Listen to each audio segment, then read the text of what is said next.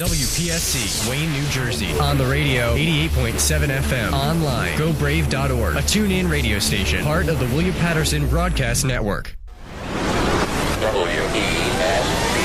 Broadcasting live from Hobart Hall in Wayne, New Jersey. This is The Innovative. I think they're really unique. The Fearless. They have awesome variety. The Kick-Ass. I love Brave New Radio. The Sensational. I've never heard anything like it. This is the one and only Brave New Radio.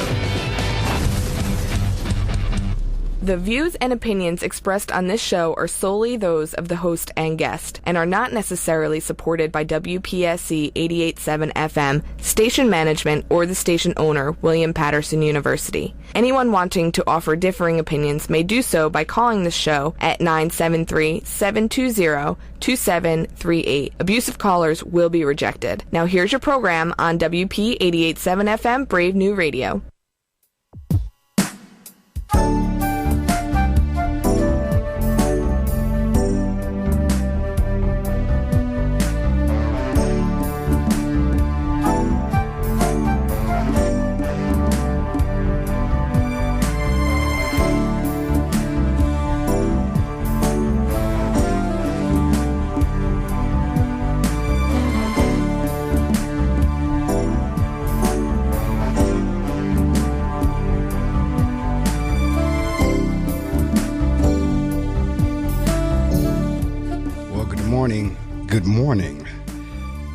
Good morning to you. And it is a good morning indeed. The fact that, as they can say, that we're still on top of the grass makes it a good morning. So we welcome you to another edition of the Reading Circle. This is your host, Marc Medley. We come together each Saturday morning, early on a Saturday morning at 6 a.m. We run from 6 a.m. to 7 a.m. in the Reading Circle hour, and then we cruise on into the M&M hour, and then we continue to cruise on into the Martha and Friends hour. So I have the 3-hour block, so every now and again we mix it up. Sometimes you might get 3 straight hours of the Reading Circle, or sometimes you might get 3 straight hours of the gospel music. But in any event, my guest is here, and she is already on the line, which is always a good thing. I was talking to her before we went live on the air, how I say I sit there and I look at the phone to see if that little light will light up around 5:55 or so. And once it does, I know we're good for the morning, that my guest is there. So we're going to go ahead and do our normal ritual and routine, which I'm going to share the weather with you, read from 2 books, 2 passages, introduce my guest, share some information with you, and then our interview will resume. How is that for giving you the agenda for the morning? Well, that's exactly what we're going to do, and we're going to follow that thusly. I'll tell you what, right now in the Wayne, New Jersey area, it's 51.8 degrees, and it says it feels like 51.8 degrees. Every now and again we'll give the numbers, and it says one thing, but it feels like another, but this time it feels just like the number sounds. Expected to be overcast today as we work our way up to a high of 69, and we're going to drop back down to a low of 56. Cloudy with occasional showers tonight. We have a 20% chance of rain during the day, 40% chance of rain tonight, and then tomorrow, Sunday, showers in the morning, then cloudy in the afternoon, high of around 60, low of 44. The clouds are going to give way generally to clear conditions overnight on Sunday, and the sun is going to pop out on Monday, high of 62, low of 40. And then on Tuesday, except for a few clouds, mainly sunny, 64 as a high, 48 as a low. And then on Wednesday, more clouds than sun, high of 66, low of 51. That is the weather brought to you right here from the WP 88.7 FM Weather Center.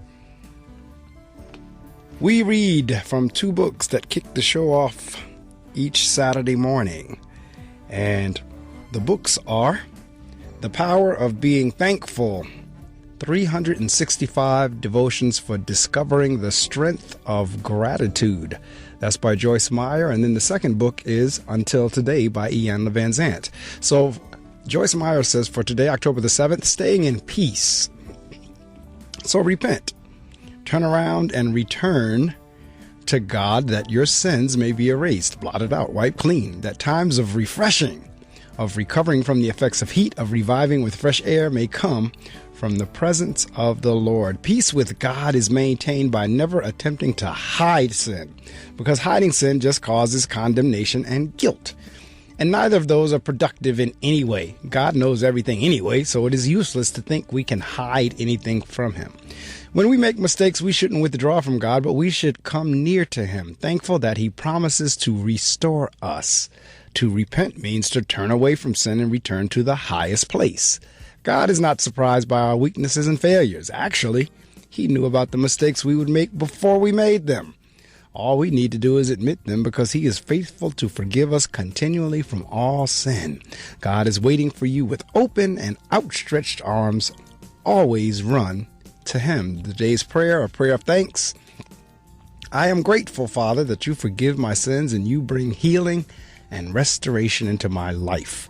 I choose to reject the condemnation of the enemy and come to you when I sin and fall short.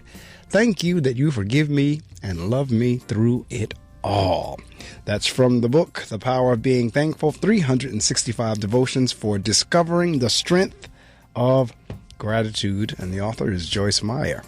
Iyanla Van Zant from Until Today for October the 7th. She says, I will realize my own worth when I accept I am the most valuable thing that I have in life.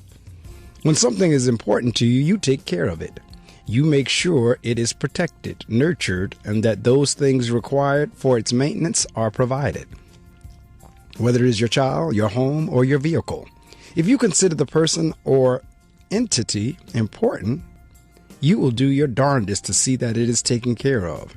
In those cases where you have assigned a value to the thing you consider important, the stakes are even higher. Is it not true that there have been times when you have denied, jeopardized, or put aside your own needs and well-being to provide for those you consider important and valuable? Most of us do it most of the time, and that is exactly why it seems perfectly normal. The destruction of self-worth begins the moment we assign a value to something outside ourselves. The destruction continues when we accept the responsibility to care for and maintain something that has more value than we do. Being a parent or spouse is not more important than being a whole, healthy being.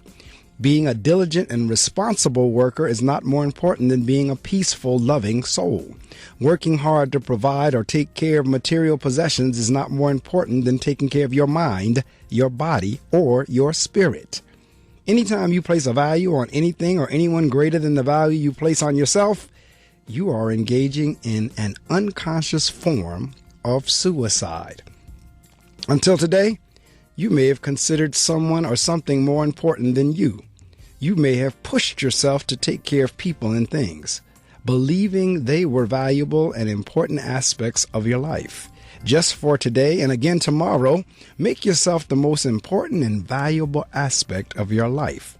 In other words, for the next 2 days, think of you. Do for you. Take care of you first. Today I am devoted to caring for the most important and valuable part of my life, me. All right, and that's from the book Until Today by Iyanla Van Zant. And what came to mind as I was reading that is the instructions they tell you when you're on a plane. If you've ever flown on an airplane, whenever the flight attendant is giving those emergency procedures, they tell you to put on your mask first, then take care of someone else. So that's what came to mind as I was reading that. In other words, you can't take care of anybody else if you're not taking care of yourself. So keep that in mind. Keep that little analogy in mind. My guest, as I said, is on the air, and she is Gina Cannone. Or Gina, do you say Cannone or Cannone, or how do you say it? Good morning, Mark. I say Cannone. You do say Cannone. Okay. I have this thing on names, so I always want to make sure I'm clear. So Gina Cannone is recognized for her many psychic gifts: clairvoyance, clairaudience, clairalience, and her uncanny ability to communicate with, quote, the other side, unquote. Gina has encountered and witnessed many occurrences throughout her life and believes in miracles and just what we were talking about earlier, the power of prayer. From an early age, Gina was called intuitive. She had visions, some running across her eyes as if they were movies. These visions eventually occurred sometimes the next day, sometimes the next month. Gina always had this strong spiritual belief in connection with her guardian angels and spirit guides. She attributes the blessings of her success to the power of prayer and the constant protective presence of her guardian angels. Her first book, and that's what we're going to be talking about this morning, It's Time to Believe, explores Gina's spiritual side and the extraordinary journey of her life to date. It's Time to Believe is about answered prayers and how one can find fortune, happiness, loving relationships, and a clearer path to achieve personal and professional goals. The chapters in the book juxtapose amazing true stories throughout Gina's life, along with advice and guidance on how to make your prayers and wishes come true. The heart of It's Time to Believe is prayer intertwined with psychic and clairvoyant events. In addition to a strong audience from her book, Gina's insightful and accurate readings has led to a loyal and large following. Gina also leads spiritual seminars and conducts life coaching with the goal to enlighten, inspire, and help those who need to get back on a positive path. Gina Cannone is a certified hypnotherapist specializing in past life regression, smoking cessation, weight loss, sports enhancement, self-esteem, fears and phobias, to name a few. Gina is a graduate of the Fashion Institute of Technology with a degree in fine arts and is an award-winning muralist. All right now. She has hosted her own how-to television show in the New York area and presently continues in the art and design field.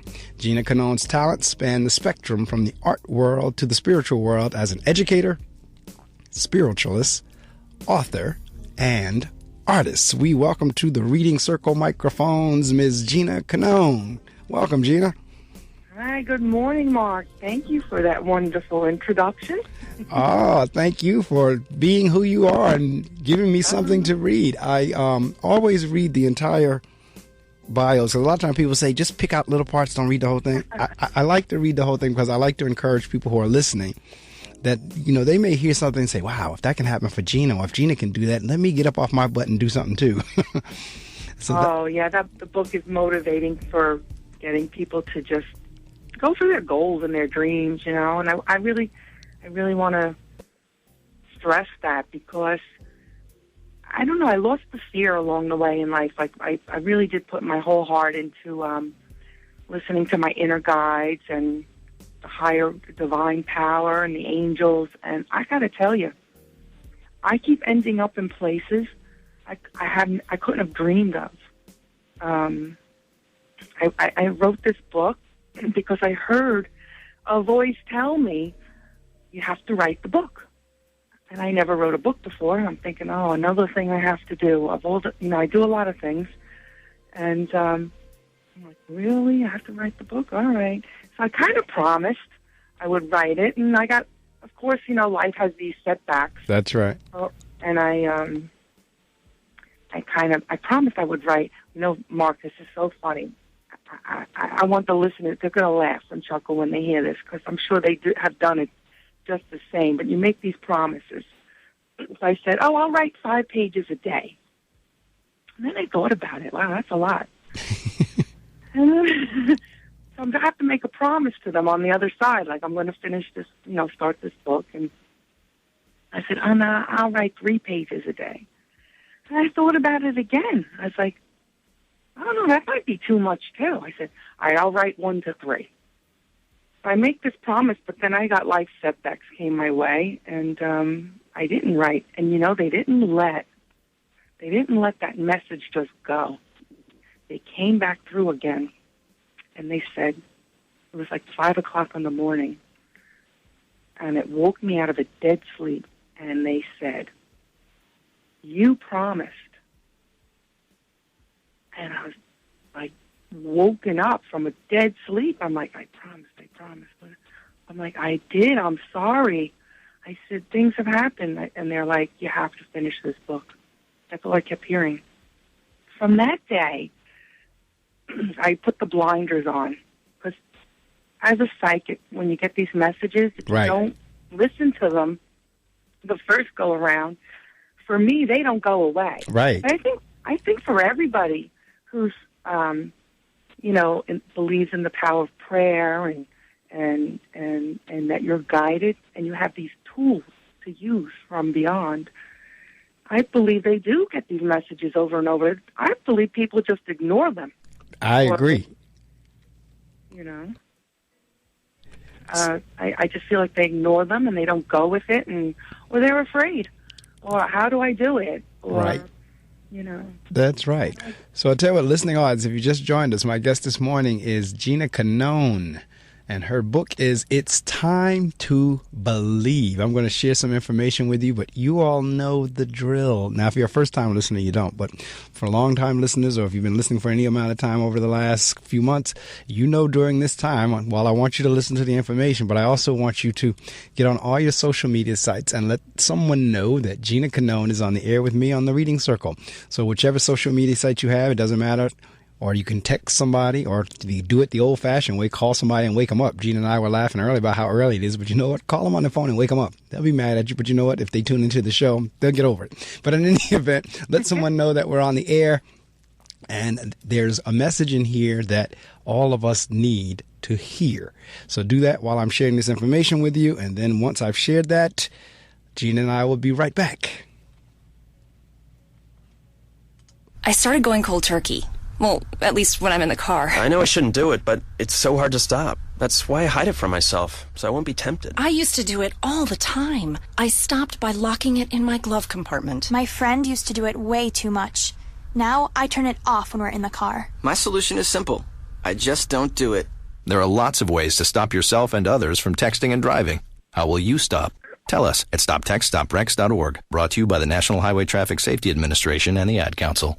Think carrying 10 or 20 pounds of extra weight isn't much? We went to a park, handed 10 and 20-pound sandbags to people aged 45 to 60, and asked if we could follow them around. 10 pounds makes a big difference. Oh, I definitely felt it in my knees. A few extra pounds each year can cause joint pain and lead to serious chronic diseases like diabetes and heart disease. Wouldn't you like to drop that weight and stop picking up more? Visit hhs.gov/1 pound at a time to find out how. Obesity happens 1 pound at a time. So does preventing it. Brought to you by HHS and NIH.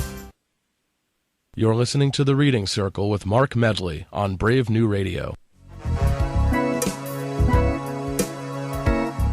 That you are. If you can hear the sound of my voice and Gina's voice this morning, you're listening to another edition of The Reading Circle with your host, Marc Medley.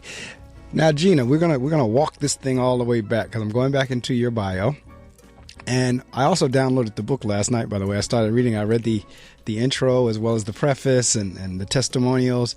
You say whenever you were a child, you started recognizing that you were different. Let's talk a little bit about that. Oh, yeah. I think I was around 10 years old, maybe 9 or 10.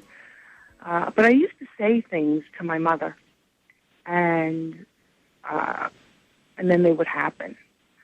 And she, and I, as a kid, I didn't understand it. And as I got a little older, like the high school years, people didn't, not that I'm that old, it's just that back then, like, it wasn't as accepting or open yet. People might think you're a little crazy, or, plus I was an artist, and, what is she talking about? But my mother and my friends witnessed, over and over again, me saying, tomorrow something's going to happen. I dreamt it. I would dream a lot. You get a lot of answers in dreams. That's correct. But I feel like psychics and intuitive people are even more open. But in general, I think everybody has the ability to tap into everything that they need from the other side.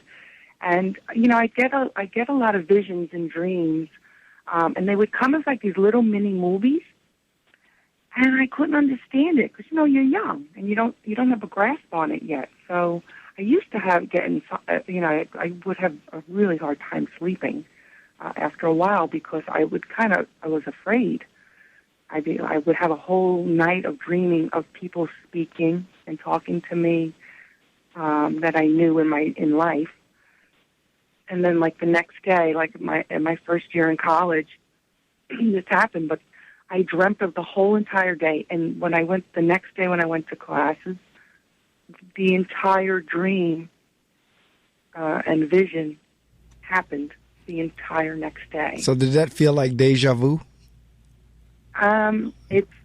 it's at the highest level of deja vu, and it's okay when you have deja vu for 3 seconds. Right. And you go on with your day.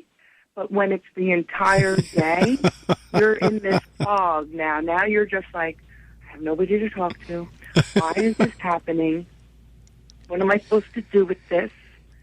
You know, I used to pray.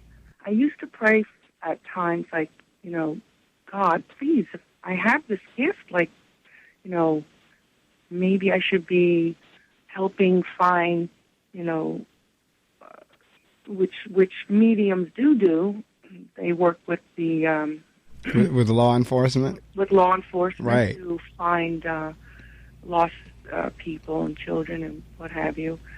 But I don't know if I have the stomach for that. But I do have that happen once in a while. But I also feel people's illnesses, and I used to get flashes of young people, and I would see them old. Wow. In a split second, and I'm like, why is this happening? And then I've had Jesus appear to me. Okay.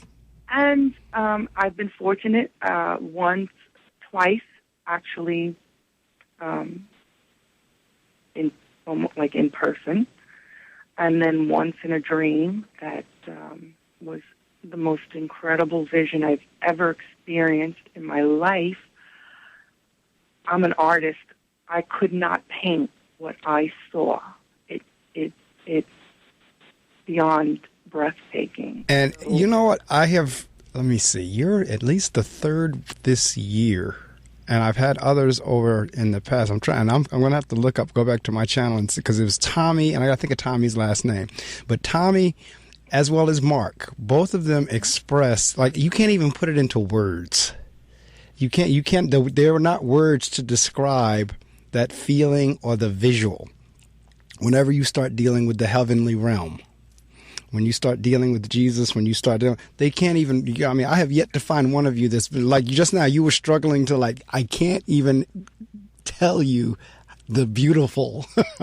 But that's the way all of it, whenever I'm speaking with you, that's the way it always comes across. Like, there are no words to describe it. No, and I have to tell you, I've had a few things happen, but I had a serious surgery situation, and they told me I had 3 years left to live, and it was just a mess. And I prayed so hard, but I was so humbled in the waiting area, and I looked at everybody, and they were all there for the same thing. And I was at Sloan in Manhattan, and I said, wow, I said, God, I'm not asking for a miracle because I need this miracle. I'm no better off, and I'm no more deserving than anybody else here. I'm just asking for something. I don't feel, I'm not going to be that spokesperson out there going rah rah rah. I knew, in my book well that day, let me just go back to that minute. I prayed, and I got a prayer answered, and the doctor said, he goes, I don't use this word. He goes, but you won the lottery, and it's a miracle, because I left you open on the table, and I thought the pathology report was for the wrong person. And he goes, I just can't believe it. And it's like, it's really, it's a minuscule, under a 16th of a percent of people this would ever come out clear. Well, you know what? See, and again, and the author I was looking for, I just looked at, is Tommy Rosa. I don't know if you know Tommy or not, but Tommy wrote a book called Health Revelations from Heaven and Earth. And he wrote that with a doctor, Stephen Sinatra, because he was combining the physical and the spiritual with the scientific. And you're right, a lot of times, depending on the doctor and their belief system, they really don't understand what has happened for somebody who has prayed or in the spiritual. Now, I can attest to what you're talking about, because back in 2000 or 1999, somewhere around in there, I have an aunt who was in a major accident. She was on a horse and buggy, and the horse went wild and just the operator could not get in control of the horse anymore, and the horse literally ran the streets of Houston. And when he finally stopped, he slammed the cart into a wall, and she was on the side of the wall that hit. She was on the side of the cart that hit the wall. So she suffered a lot of different brain damage and so forth and so on. But at that point, once we found out about the accident, everybody that knew her around the country started praying. I mean, regardless of what state they were in, they all started praying for her, and she survived and recuperated and is doing fine. But the doctors said the same thing. They said something is really strange going on here because you're not supposed to be alive. I know. And there is, and I walked around, that divine intervention stays with you. And you're supposed to turn around and do something in return. And you see life differently. And time becomes this most valuable thing. It just is so valuable. I just am so aware of time. And people, I don't want people to go through life. Part of my journey now is mostly what I do is I'm working on my second and third book, and I ended up going for my certification in hypnotherapy. So I'm an advanced clinical hypnotherapist. And I went because I liked the spiritual side of it. I wanted to really study the past life regression therapy. And I ended up loving hypnotherapy and what it's used for. It's for everything. And I've touched so many lives and helped so many people. And, there's those big changes occur in life when you get these messages. Right. I listen to them. I've just lost all the fear. There's a chapter in my book called Lose the Fear. Unfortunately, in a bad way and in a good way, there's a paragraph that I wrote that by experiencing the fears and getting through them actually removes the fear as your life goes forward. So once you've gone through a lot of different fears, which I've had the fear of facing my own death, I've had the, have a death of my spouse, I've moved, I've had career changes, you name it, money issues, health issues. And once you get through all that, what else? What are you going to fear? Right. I actually, when I was going through all these things, I would be like, oh, why? And I'm sure listeners are, that everybody goes through something in life and like, why is this happening? Well, you know what? Now I'm so thankful that I went through everything, because now I could do my real job. Right. And it's interesting in terms of that you would say that, because a lot of times, and I've said that on the air and with different guests, a lot of times we go through things, it's not so much for us, it's for somebody else. But we don't realize that when we're going through it, because you do exactly what you just said. Like, why is this happening to me? But you come out stronger, and then you have the opportunity to help somebody else. And I'm looking at your picture. I just heard you say death of a spouse. I just heard you say about facing your own death. And I'm looking at your picture on your website, and no, you're not that old. No, but I'm in my 50s. Okay, so we're about in the same age category then. All right. So, but that's still, well, I was telling a child yesterday, the kid was like 14. So I was telling her about one of the teachers lost her brother, and her brother was 40. And I said, that's not old. So the kid looks at me, I said, well, I know the 14, 40 is old. I said, but the 54, 40 is not old. So somebody in their 50s along with you, that's not old. Well, I couldn't do what I do any younger. This is life experiences, and it does take time to reach a place where, you could speak about these things. I know there's younger people, but they may not have experienced all these things. I teach at the Institute of Hypnotherapy in Edison, New Jersey. Right. We have wonderful courses there. I have a book writer's course there coming up next year. And I do hypnotic life coaching. And it's so awesome because I get to mix life coaching with hypnosis. And the successes are just wonderful for people who really want to get their life changed, or if they have these, goals that they're trying to reach, and they don't know how to get started or do it, or they have just a fear. A lot of people fear success. Right. Too. Like, oh, what if I do get going? What if I do? Exactly. Yeah. Well, okay. The hard work doesn't end. It gets actually more hard work in it. Well, you're in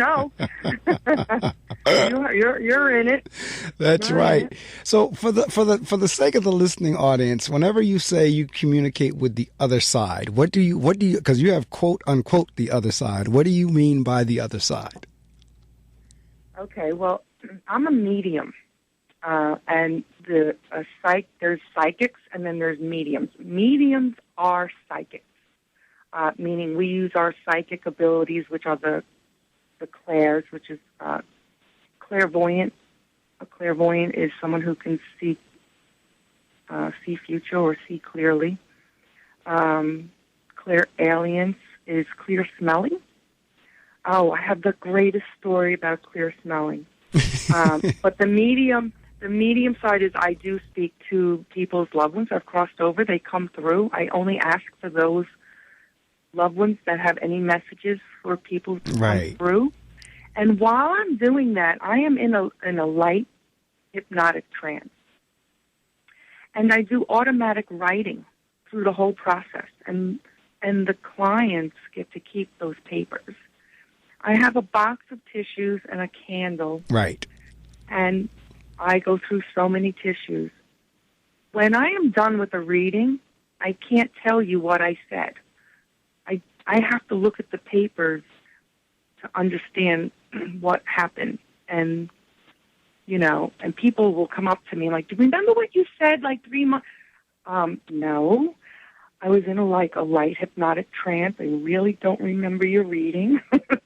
Well, the thing is, that makes sense to me only because it's not you saying it. It's the other person coming through you. And they come through me through my hands, and I feel like because I was blessed with a lot of creativity, which I believe in past lives, and I brought a lot of good positive traits from past lives. My second book is going to be about my true automatic writing, and people will get to see these papers, and and how they could do it themselves, and tap into that themselves, and you get a lot of guidance for your own life, by listening to that. You know how sad it would feel for people who don't talk to their loved ones that have passed and ask them for help? Right. They're on the other side. They're there. They can help on the other side. Well, again, talking to you, talking to Tommy, talking to Mark, you've all given a consistent message that, and this is going back to what you just said a couple of minutes ago about the fear, because many people fear death. And once you all, like you, Tommy, and Mark, share your experiences, what basically all three of you have been saying whenever I've talked to you is there is no need to fear death because there really is no such thing as death. No, I don't know if that's, you're exactly right. I feel there is no, death. Death is just the death of the physical body. Right. It's a transition. That's exactly right. And it's a birth of the spiritual body. Yes. For the next session in life, your next journey that you'll come back to do another journey. But I don't think people fear the actual being dead. They fear how they're going to die, and maybe if they're going to suffer, or, I think everybody has that uneasiness about death. See, I would think it would be just the fear of knowing I'm not going to be here anymore. I'm the me of me that I know. I don't have that fear about that. Because it's so beautiful on the other side. I've been there like maybe 2 times. Right. And again, I've talked to many that's in this field, and I can remember my mother sharing a story with me about my grandmother, who had at one point the doctors had declared her dead, but she came back too. They were able to bring her back. But the story, according to my mother, was because this is my grandmother's, my mother's mother. She asked them, "Why did you all bring me back?" Because where I was so beautiful. Same thing that you're saying. Like, because she said, I was there. I wish you wouldn't have brought me back, because it was, again, you couldn't put it into words. You want to know why I don't fear being, and if other mediums and people that you've had on your guests that are are intuitive, I have had an outer body experience where it's only happened once. It started to happen a second time, and I don't like that feeling. And I'll tell you why. Some people love it. They go to to experience this. I was working as a waitress my third year in college, and I was just standing there waiting for the drinks. And all of a sudden, I was out of my body looking over everything. And I tell you, I have no concept of time. I don't know if it was 1 second, right, or a split second, or 3 seconds. I can't tell you how long this felt, but it was long enough. And I'm watching myself standing there, and I'm watching the whole place hovering over, maybe 2 feet above my head. And I say, oh my God, did I die? Because I'm out of my body, and why is my body still standing? I was waiting for my body to fall over. And then I jumped back in. And I completely was, I can't even talk about it. It was just kind of like, this was incredible. And I have to tell you, that one experience proved to me that we have souls, we have spirit. Absolutely. And we leave, and I believe people that are in tragic, people ask, I hope they didn't suffer. I believe you leave your body before anything, and you don't feel any of that. So you watch. It might be just disturbing as a spirit, because I felt I was disturbed. Like, I wasn't mad. There was no feeling of, it was just like, oh no, did I die? It was just, why am I hovering? Like, why am I looking at all of this? And that makes you less fearful, because I would like everyone to experience that, because you know now. I do a lot of past life regression. Uh-huh. And Mark, that's going to be in my third book. I'm getting all my documents together for that with each session that I do. I take people back to 3 past lives. It is the most incredible experience. A lot of people are afraid. Right. That first life, and they're a little uneasy, and then now they know the routine, and the second and third one's much clearer.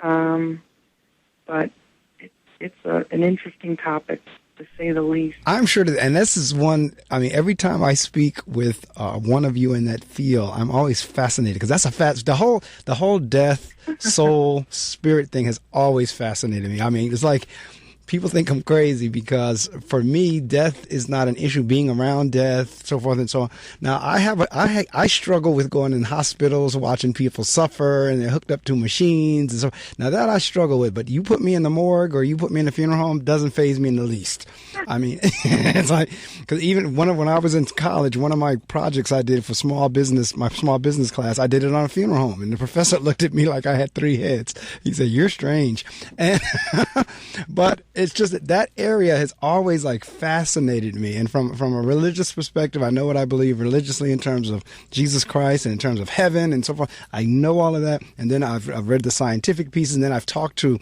enough of you, because there's another doctor that Eben, I don't know if you know Eben or not, but Eben is another one that had a long-term near-death experience. He wasn't, like you just said, you lose all sense of time, but he was in a coma for a week or almost 2 weeks. It was 7 to 10 days, and he was over there for that whole time. and then was brought back in, but it's Eben Alexander. That's who it is, Dr. Eben Alexander. So I heard his story and Tommy's story and Mark's story, and now I'm hearing your story. That area fascinates me. So we're going to share some more information. If you've just joined us, I'm talking to Gina Cannone, and we're talking about her book, It's Time to Believe. And we're talking about what led into the book when we start talking about her psychic and spiritual gifts in terms of being able to communicate with folks on the other side, being able to see the other side, removing fears about the other side, as well as anything that's going on here on this side, because I'm looking at her bio. She says she's specializing in past life regression, smoking cessation, weight loss, sports enhancement, self-esteem, and working, as we were just talking about, with fears and phobias. So I'm going to go ahead and share some more information with you. Get on your social media sites and let them know we have a fascinating topic on the Reading Circle this morning, because when we come back, Gina's book is titled, It's Time to Believe. We want to talk a little bit about believe in what? And when we say believe, it's time to believe, because she talks about the power of prayer. So we're going to talk about that whenever we come back. Don't you dare move, because we're really not going anywhere. I'm just going to share some information with you.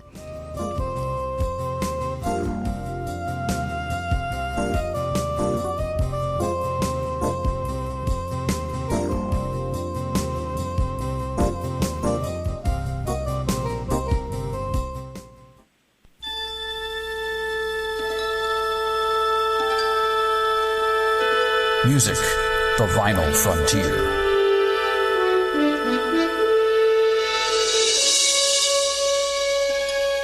Tune into the adventures of Rewind to Now. Its weekly mission, to explore time-honored music, to seek out lesser-known bands and forgotten tunes, to boldly go where the music is the star of the show. How you doing, G-Man checking in?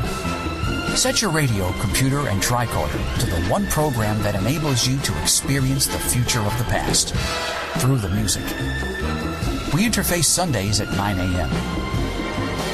Prepare to be transported to a world where the music is fascinating. Set your coordinates to Rewind to Now. It's the logical thing to do.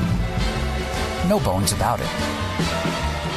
You're listening to The Reading Circle with Marc Medley on Brave New Radio.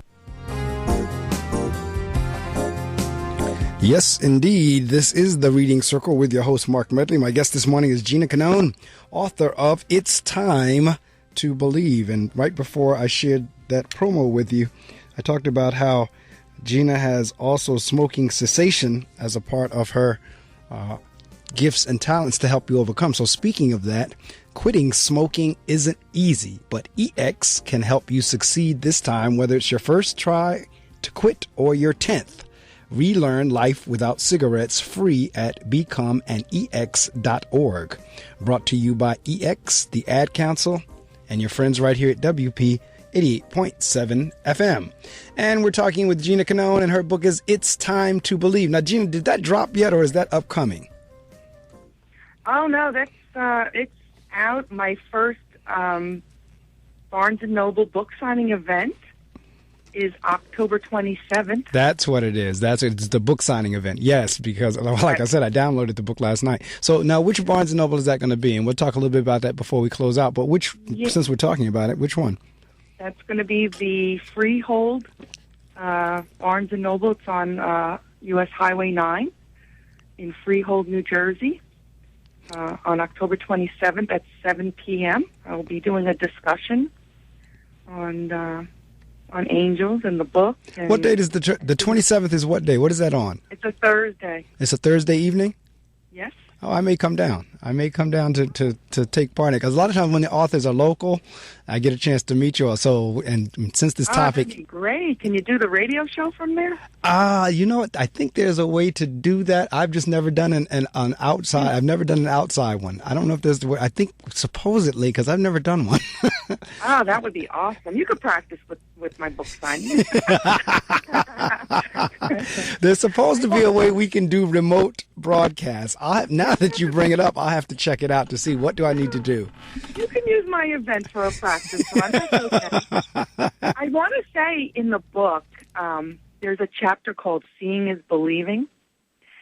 And I know you didn't get there yet, so I'm not going to tell the story, but there are two photographs that I have the honor to have in life. One, my friend Virginia, who's a medium. There was an angel in our house, and she took this picture. I was doing work in her house, and it's like there's this angel there, and the angel's picture is so clear and so distinct in linear, and it's white, and it's got this airy, beautiful, ethereal feel. And then I was in a restaurant, and I don't want to tell the story because it's in the book, and I want people to really read That's correct. I'm glad you said that because we want to whet your appetite in order for you to get the book. And there's a photograph. I went back. I felt spirit in that place. I went back 2 months later, and my friends, we said, let's take a picture, we'll put it on Facebook. And there's a spirit over my head. People stare at that picture both of these pictures. I've had doctors, people in my classes, and they just stare at them. I tell you, half an hour goes by, and they're still staring at these photos. And my sister calls me and says, I don't really like that one photo of that spirit. I said, Denise, God knew I was going to write a book. And even I could talk and talk and talk forever about how spirit exists. People still want to see with their own eyes. And these two pictures, if I never, ever got another photograph as long as I live, these two pictures are the absolute most amazing two photographs you could ever have gotten. I had to put them in black and white in the book, otherwise it would have cost way too much for the publisher. And I wanted everybody to be able to afford having this book. But I'd be more than happy to send the pictures in color to anybody who wants to email me. Okay. And I want to send them to you. Yeah, definitely. You have my email. Definitely email them to me. Absolutely. So they're incredible.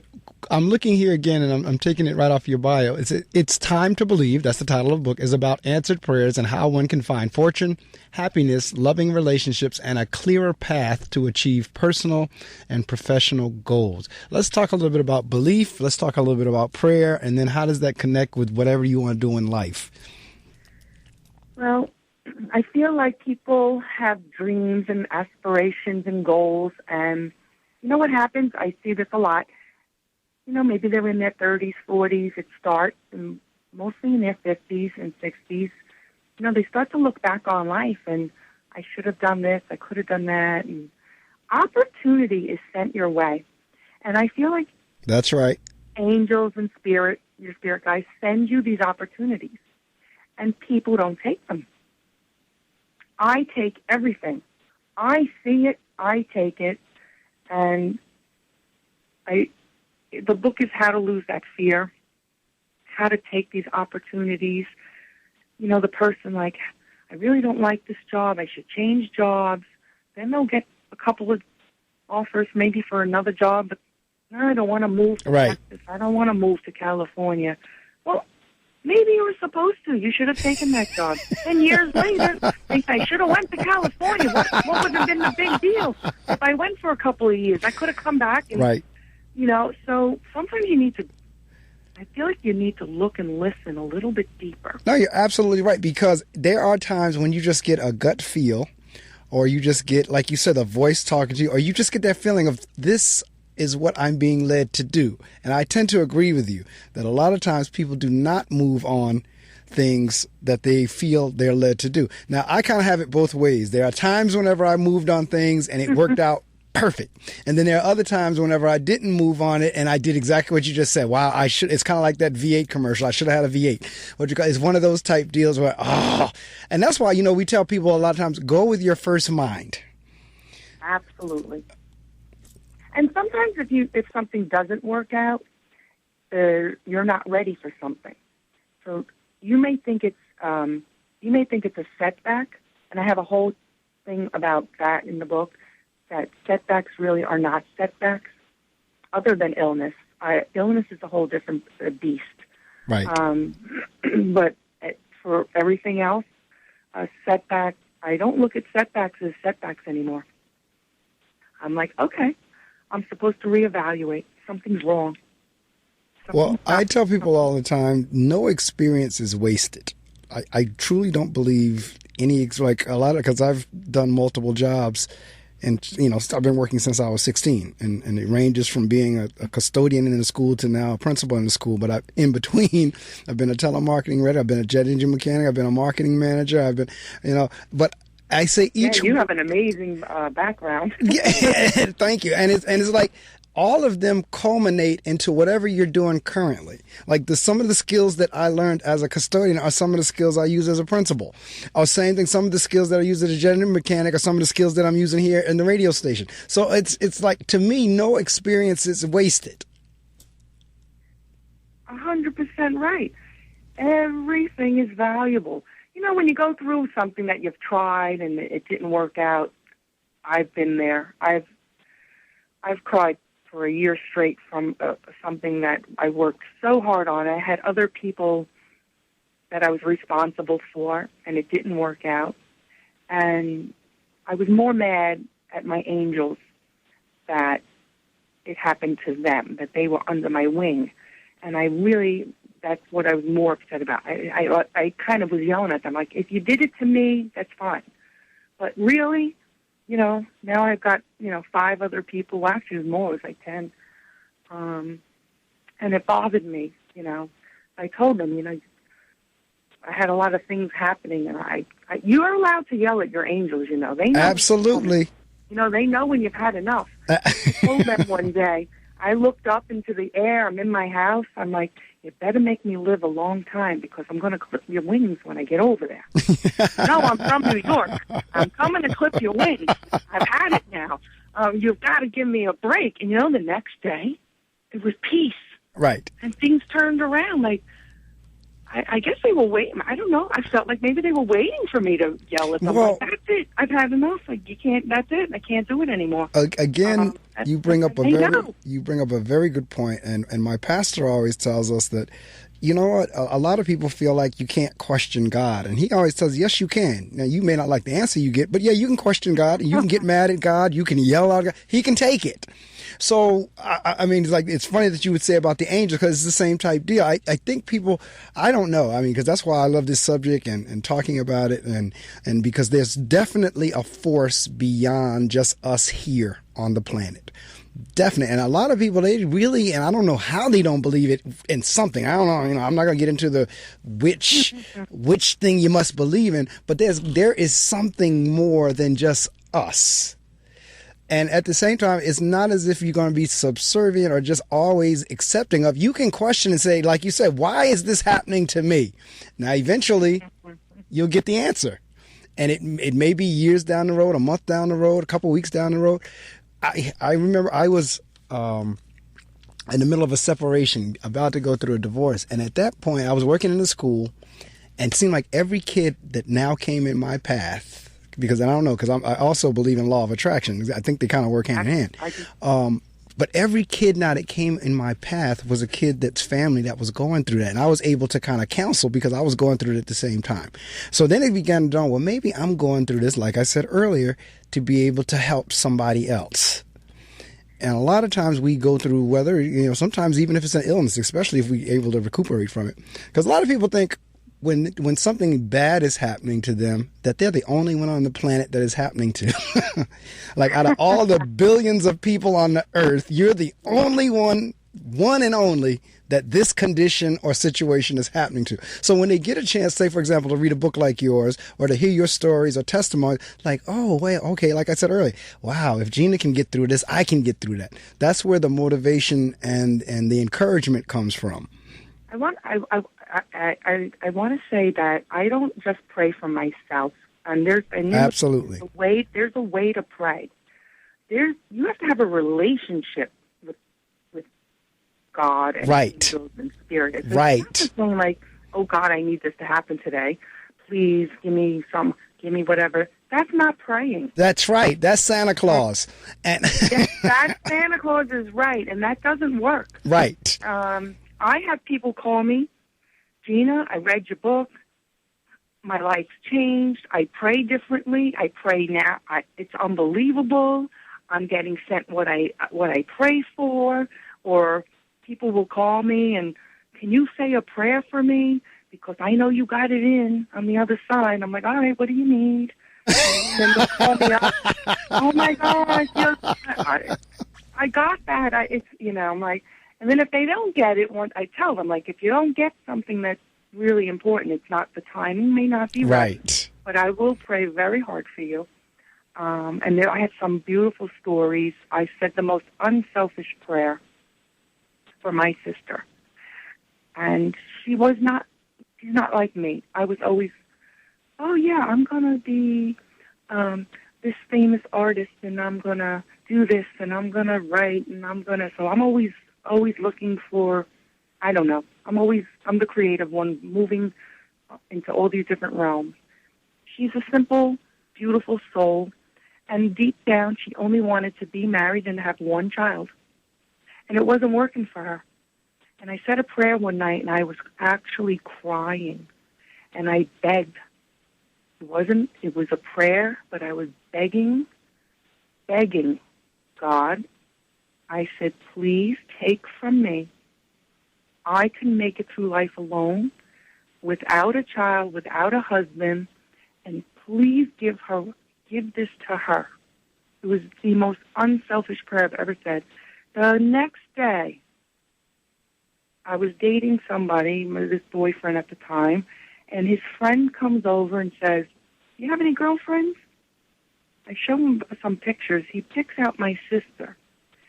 They met the next day, and from that day forward, never left each other's side, got married, and she had one child. Now I know I'm not going to have any kids. I did get married. My husband passed 7 years ago. Hard thing to go through.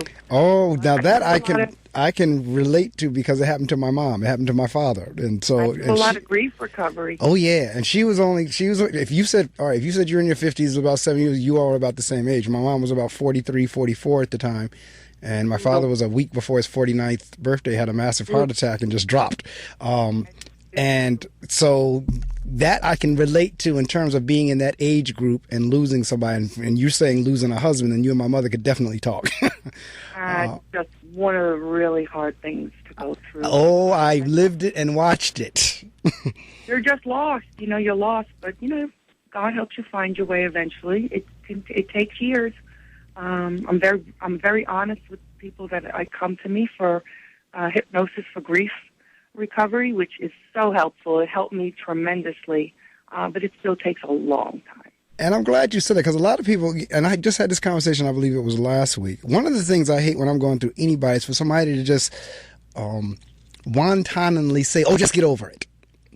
Because it's the worst thing you could tell somebody. It is. A year, 2 years later, somebody might say that to you, you're still not over it.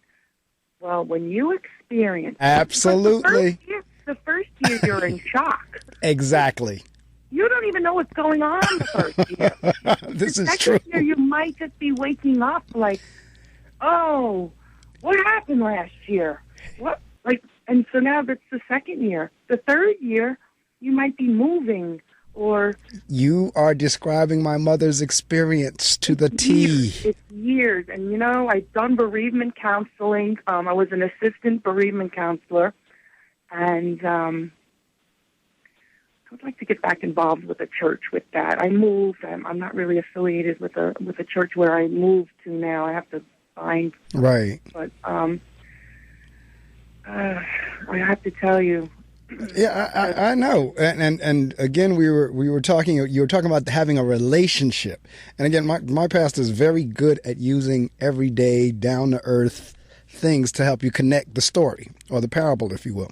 And talking about the relationship, he always tells us, God is not a 411 or a 911 God. it's like, those of you that try to get those 911 prayers in, it's kind of hard when you haven't been doing this all along. And if you think about it, even from a human perspective, because I have people in my life that actually expect that they can just have no interaction with me whatsoever. And I mean, like close, immediate family members think they can have absolutely no interaction with, but just whenever I'm just supposed to hand them money. Like, you have no relationship with me whatsoever, none. Barely said hello, and yet the expectation is that I'm going to do the same thing for you that I do to someone that does have a relationship with me. So I don't quite understand the thinking behind it, because, and it works that's one of the examples I always use. I say, God doesn't even work that way. No, and it's a daily process to have a relationship with the other side. And you know what? My book is very motivating. I'm going to be doing a seminar workshop on January 7th. I'll send you some of this info. It's going to be a hypnotic life coaching introduction. Okay. People who it's going to be at the Sheridan in Eatontown, 5 hours. It includes lunch. But it's a motivating seminar. I want people to not ever look back in life and regret that they didn't do or try something, right, or miss their true purposeful path. And see, for me, I just personally think life is too short. That's why I generally tend to land on when the opportunity comes, take it side. And that's why, when you start reading my bio and everything, that's why you'll see all those different things like jet engine mechanic. Because at that point, it's like I was working in corporate America when I just left that for a little while to go do the Air National Guard. And people were looking at me like, you're crazy. You work for this big company and you're going to leave that to go in the Air Force? Yeah, why? Because I want to. And then whenever I left corporate to go into education, again, people looked at me like I had three heads. Like, wait a minute, you're going to leave your management job at this company to go teach? Yes. Why? Because I want to. But again, it's always that nudging that you were talking about, those voices that came to me that said, this is the time to do it. And it has always worked out. There are times and things that have happened in my life that I know that God did that. No human being could put things together the way that the things came together, that it had to be God. It had to be an outside force stronger and way bigger than us, because we mere mortals could not have orchestrated it the way it came out. And while I have the mic, Darshelle Dubose-Stone, good morning to you. She just texted me and said, interesting interview. Good morning, Darshelle. Thank you for listening. But I know that humanly, I've had several examples. Matter of fact, if I ever write a book, maybe I'm in there. I've had several examples where I know beyond a shadow of a doubt that it was God. Absolutely. I love that. I mean, you need to write your own stories. I've been told that many times. That's the one I haven't listened to yet. You're going to have to write your own book. Yes. You know what? I have a lot of respect for writers, because now I'm writing my second book on automatic writings, and I want people to learn how to do that for themselves. And it's just, once you do your first book, it's good. Right. You get to go through the process. I prayed so hard. I said, I got to get in Barnes & Noble. I have to tell you, you could do Amazon, you could do all these other, and they're great. A lot of people self-publish and do all these things. That's fine and dandy, but I wanted to go to that next level. I have to tell you, you're right, because Barnes & Noble is like the Holy Grail. It's the Holy Grail, and I had tears in my eyes. I'm like, how am I going to get in Barnes & Noble? All right, so I have to, you go through this review process, and it's like, to me, Barnes & Noble is the Holy Grail. Right, that's right. I get the call, and there was a little glitch in the computer system, so you can't book your first book signing event till that glitch is fixed. Well, that took another month. Right. And I was getting a little aggravated. I was like, come on. I finally get the phone call, and now I can't even schedule a book signing event.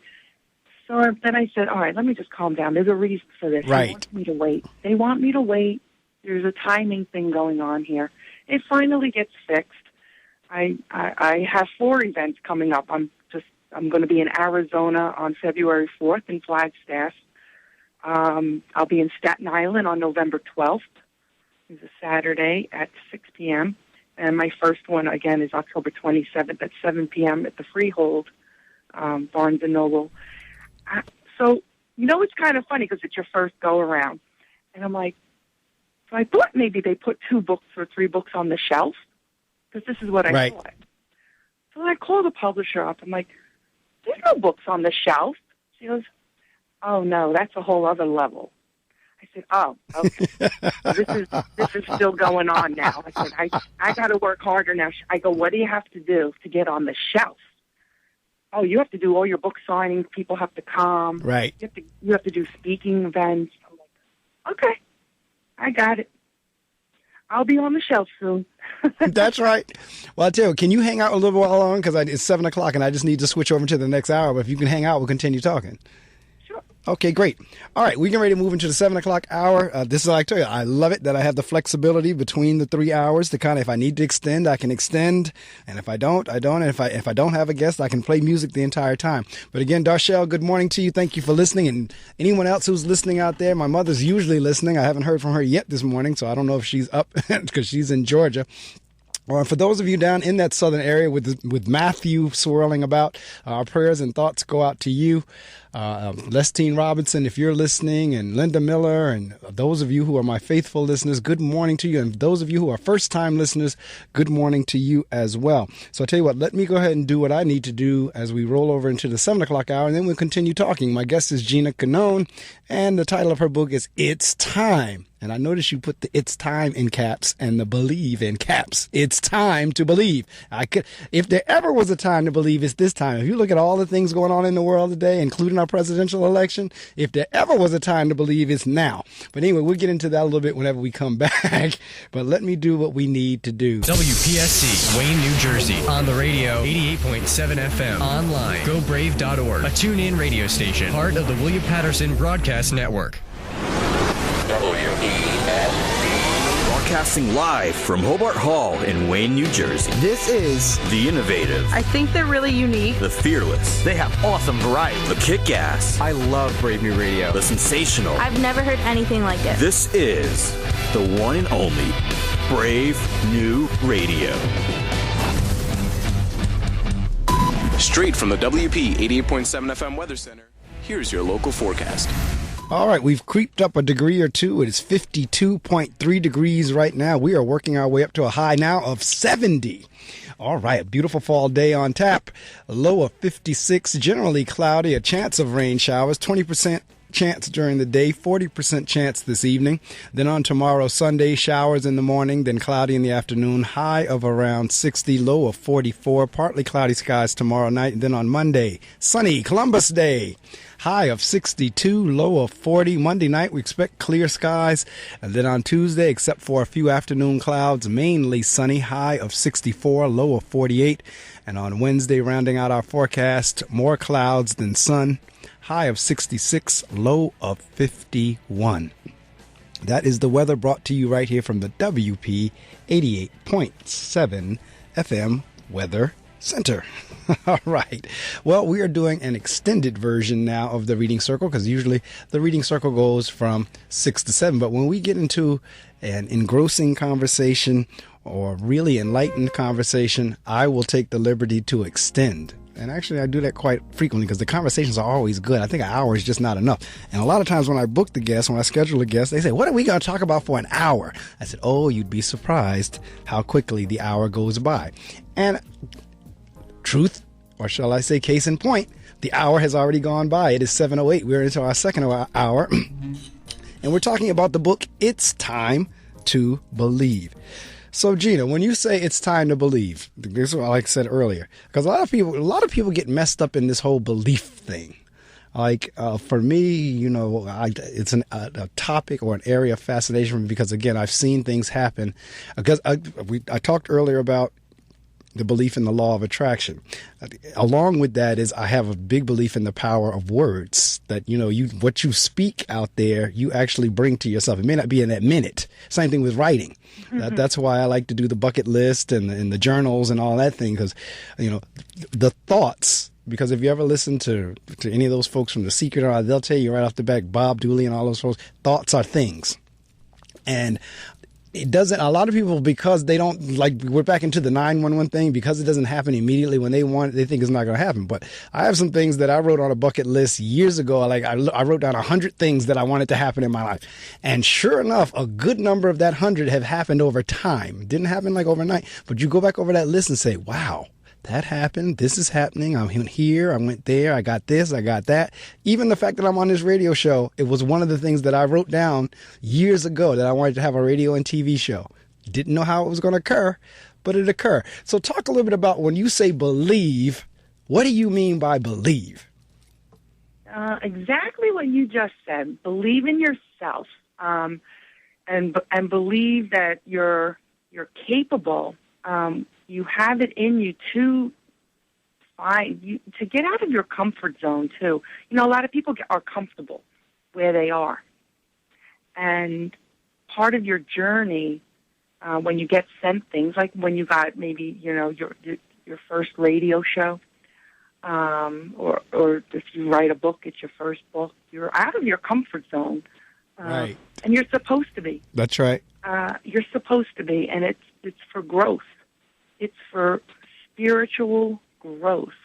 And I also, we haven't brought up money. And people always, you never worry about money. Oh, I've had money issues like everybody else. Here's a story in my book. My mother, God bless her soul, she's like, Gina, I can't believe you spent your last money on that. I said, well, I heard voices say you have to do that, right, and everything will change. And within a week, my art and design career boomed after spending all this money on these colored flyers. And she goes, I can't believe it. Like, I was so worried for you. And I said, I was worried for myself. I was worried. I spent my last money on these things. I was like, what am I supposed to do? I can't take it anymore. I always feel if you are true to your path and journey, I've always believed that God provides for you. Absolutely. Absolutely. If you're altruistic with your being. Absolutely. If you're sincere, I agree with you 100%. What you need to make it right. Mm-hmm. And if you're in it just for I know a lot of people who are multimillionaires. They are the most miserable people. That's right. They have money, yes. It won't help them with health. You can get the best medical.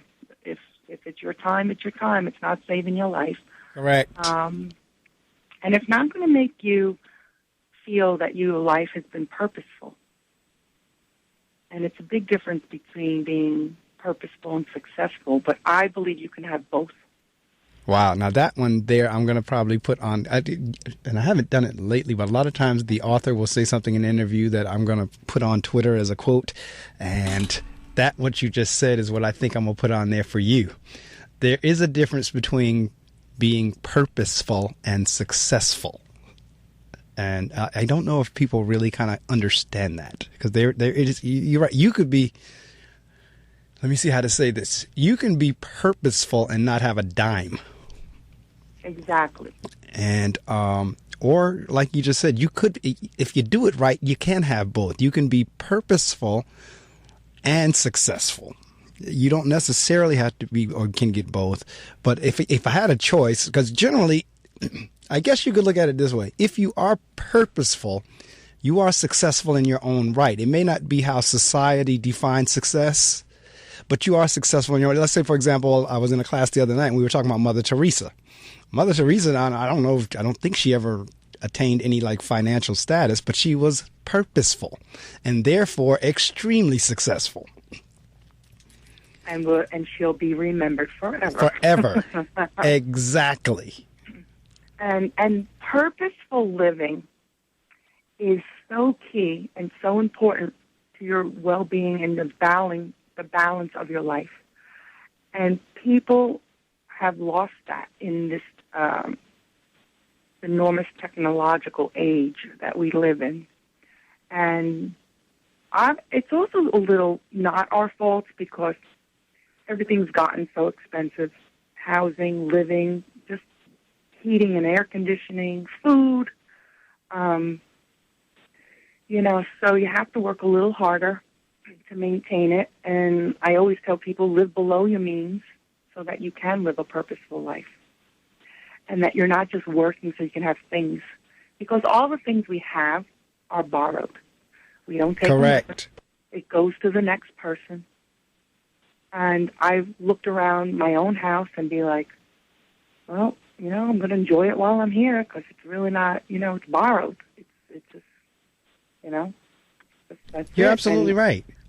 I could not agree with you more. It's kind of like, and again, I talk in these cliches and whatever the literary devices you want to call them.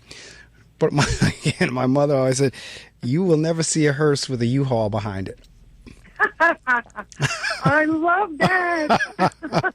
I love that. Oh, I'm going to put that on. I got to put that on. I'm going to put that all over Facebook.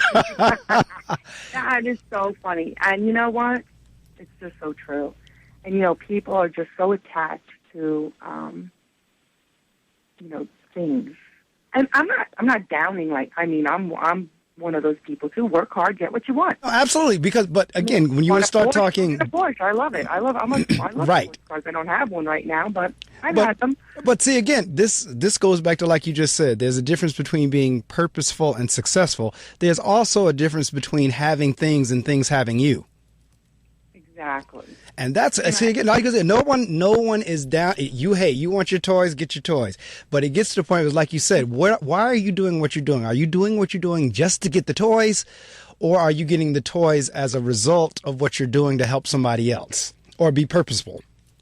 Right. I know. It's that purposeful living is important. And there's this unbelievable freedom and happiness that you have, and you're growing spiritually.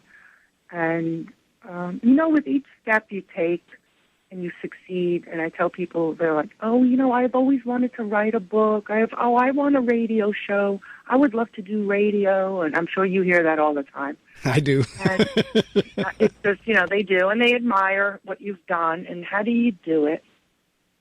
And, it's funny, because I have people that waste so much time, and they could have gotten things done. Part of my life coaching is how to manage that time and take advantage of it. But yes, I've had to work 2-3 jobs so I can keep my house and do this, and then write a book, and then study my piano studies. And yes, it's not easy. Piano studies. Oh, Darshell, did you hear that? Piano studies. Darshell's one of her businesses. She's a very good friend of mine. Matter of fact, she used to be my daughter's piano teacher. But Darshell has started many musical businesses, as well as I play piano as well. So now I just heard another musical being here, another artist in terms of piano studies. Yes. See, I don't think, and I had this discussion last week with another young lady, I don't see why, and we know whatever works for folks works for folks, but some people really do believe they're limited to just do one thing, that they can't branch out, like you just said, get out the comfort zone and do something else. From my hypnotherapy, being a therapist with that, limiting beliefs have to be removed. They come from your subconscious mind, and they are rooted and originate from things from your childhood. Somebody could have just said one word to you as a child that altered your thinking patterns for the rest of your life. And it's real important to nip that early. Like, I would love to go to a school I'd like to hit that high school age or even junior high, and teach them about and give them a hypnosis session and to remove maybe the negative things that they were brought up with, because that is what alters and gives them these limiting beliefs. Well, I tell you what, I have 457 of them for you if you ever want to come up to my school. That'd be awesome. I don't want them to, you want to nip it early in life. I get these people at age 40 and 50, and it's fixable. Yeah, exactly. But yeah, I have 457 students in my school, so anytime you want to come up, we'll get the permissions. That'd be a fun day. Yeah. We'll get the permission slips out and everything. But yes, I mean, but you are so right. And again, I mean, see, we could talk for hours because you're right on point in terms of the child. And again, people don't connect that either. Things that happen and what you hear in your childhood, without a doubt, impact your adulthood. And like you said, it could be, and that's what scares me with the kids that I serve, because a lot of them, the only thing they hear at home is a lot of negativity. You ain't no good. You're a little this head. You're a little that head. You're like your old daddy. He ain't no good. That's what they hear all the time. And that's seeping into their spirits. So now, of course, because I just told you I'm a big believer in the power of words. That's the only words you've heard. Yeah, I mean, that's the only way. So, of course, at some point, it starts manifesting itself. You become exactly what you've been hearing. It's true. It's true. But you know what? Children's brains and their minds are so susceptible. They don't understand the critical factor of the conscious mind of right or wrong. And it's real important to not, bring up children right with negativity. Yes. And let them... You can do anything you put your mind to. That's correct.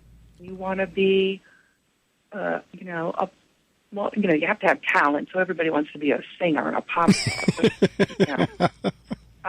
There has to be realistic, right? Backing to it, but not to ever down somebody's dreams or goals. Right. Like, oh, you'll never do that, or oh, are you kidding me? You'll never play an instrument. Like, yeah, let them try. Even if you try and fail, right? Or you don't get so good at something, it's better than never trying at all. Because it goes back to what I told you. In my mind, no experience is wasted. None. Even the ones that quote unquote you think you failed at. I mean, it's really not wasted if you've learned from it. And it might be a stepping stone for something else that you need. Correct. To acquire a few of those skills, or I remember doing television, and then I went on to do a couple more television things, and they didn't pan out. We did get signed by a network and did a few episodes. It's a major network, and everybody we spent a lot of money on our credit cards and got new clothes, and we did the Botox thing, and everybody who was doing their eyelashes, and and who wanted to quit their jobs because we got contracts and we signed them and we knew what we were going to make, and then they shelved us. Then they shelved us. If I could have gotten my car and went to that office, we would have been on the news. And see, that reminds me of a Seinfeld episode with Seinfeld and George when they're pitching their concept. And I just was like, the tears were just rolling, but I couldn't believe it. And I thought at the time, I'm going to kill somebody. I don't know who I'm going to kill. Kill somebody. And, we use that term figuratively. And I was just in shock. And I had to disrupt, and I'm like, how did this happen? But you know what? It's years later. I'm doing radio with you. I have to do speaking events. I have to stand in front of people. And to have 5 cameras in your face, even when you're going to the bathroom. Right. Now it's like, even if I'm a little nervous, it's not anything like it would be if I've never experienced that. Exactly. And that's helped me to be this way. Absolutely. Yeah. So it was purposeful. Well, I tell you what, we've come down pretty much to the end of our time on this interview, but I'm definitely going to stay in touch with you, and I really am going to put on my calendar the 27th to run down the Freeholder, because a couple of things. Whenever my authors are local, I do like to get a chance to meet them in person, to put the face and everything behind the voice and to meet in person. And so if they're local, I really do make an effort to get there. And Freehold is not that far from me. I know the same thing. Like whenever I had Mark on the show, it just happened so the next weekend he was doing a show in New York, over in Manhattan. So I shot over there real quick, got a chance to see his readings and everything that he was doing with his audience and the book signing and everything. So I am going to put October 27th on my calendar and the time and everything. Friends. Excuse me? Come with a few friends. Yeah, if I can get some to come along with me, I will. So I tell you what. So at this point, I'm going to turn the microphone over to you, and you can promote that signing as well as the other signings around the country, the book. You can say anything with the exception of the dollar amount. Other than the dollar amount on radio, you can say anything else you want. You can say where you're going to be, the time zones, the time slots, so forth and so on, your websites. So I'm going to turn the mic over to you now, and you have the opportunity to promote and shout out and anything else you'd like to do while the mic is yours. All right. Thank you, Mark. My first book signing is at the Barnes & Noble, Freehold, New Jersey location, which is on U.S. Highway 9 on October 27th at 7 o'clock p.m. That's a Thursday night, October 27th at 7 p.m. I'll be doing a discussion about the book, Q&A, and then my first signing. The second one is in Staten Island on November 12th. It's a Saturday at 6 p.m. And I don't have the times. I'll have to give you the other ones down the road. I'm also doing a Hypnotic Life Coach Introductory Seminar on January 7th. You can go to my website, which is gchypnotherapy.com, and email me for information. Everything is on there. That's gchypnotherapy.com. And I do answer my phone, so my number's on there, but I'll give it to you anyway, which is 917-865-4662. And what else? I teach at the Institute of Hypnotherapy in Edison, New Jersey. There's some great courses. Go on www.partstherapy.com and look up the courses for those who might just want to have a career change or get into this kind of profession. It's a wonderful field. I'm doing a novice book writer's course for those who want to write a book. And just go browse around on partstherapy.com. And once again, I want to thank you, Mark, for having me. My book is called It's Time to Believe in Angels, Spirit Guides, and Yourself. Very motivating, true stories, and even if you're a skeptic, I think you might think differently by the end of the book. And I started reading it last night. Like I said, matter of fact, I think the preface or either one in the intro is when your mother gives her, like, that is my daughter. So I started reading it, and I will definitely get through that because, again, it's a topic that is fascinating to me. Folks have been texting me saying, excellent discussion. And so I thank you as well. And I have recorded, and I always kind of do this disclaimer. So far this year, it has been wonderful. Everything has worked the way it's supposed to work. So I record it, and then I turn it into YouTube. It's like on my channel. So folks, as we said earlier, can go back who didn't want to rise early. They can listen to it. Also, I'll send it to you as an MP3 link and the YouTube channel link and all that, and you get a chance to do anything you'd like with it. And I am going to put on my calendar the 27th to run down to Freehold. Oh, I'm so excited to see you. Same here. It's always fun to meet my guests. Yeah, it'll be a fun night. I'll introduce you too. Great. I love your program, and I love you, and it was awesome. Well, same here. Thank you so much for rising early. The good thing is you're on the East Coast, just like me. As I said earlier, a lot of times my guests are on the West Coast, so it's 3 o'clock in the morning their time. But it's 6, and you're in the same time zone, but it's still early. So whatever it is you want to do with the rest of your day, have a blessed day, and we'll be in touch. You too. Thank you so much. Take care now.